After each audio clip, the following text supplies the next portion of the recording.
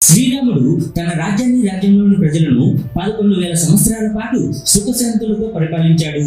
దాంతో బ్రహ్మతో సహా దేవతలంతా యముడి దగ్గరకు వెళ్లి రామావతారం ముగిసిపోతుంది కాబట్టి శ్రీరాముడిని వైకుంఠానికి తీసుకువచ్చే బాధ్యతను యముడికి అప్పగించారు. కానీ శ్రీరాముడి పక్కన హనుమంతుడు ఉండగా అయోధ్యలోకి ప్రవేశించే ధైర్యం యముడికి లేకపోవడంతో యముడు మహర్షి రూపంలో అయోధ్యలోకి ప్రవేశిస్తాడు. అది గమనించిన శ్రీరాముడు తన ఉంగరాన్ని తీసి చిన్న రంధ్రం చేసి పాతాళంలో పడేస్తాడు. ఆ ఉంగరాన్ని వెతికి తెమ్మని హనుమంతుడిని పాతాళంలోకి పంపిస్తాడు.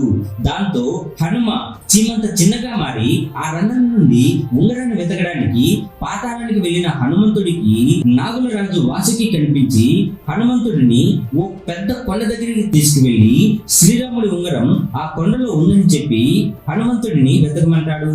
కొండ దగ్గరికి వెళ్లిన హనుమంతుడికి కొండంతా శ్రీరాముడు ఉంగరాలే కనిపించడంతో రామావతారం ఎన్నోసార్లు జరిగిందని రాముడు భూమిని విడిచిపెట్టి వైకుంఠానికి చేరిన ప్రతిసారి ఆ కొండలో రాముడి ఉంగరం వచ్చి పడుతుందని గ్రహించాడు.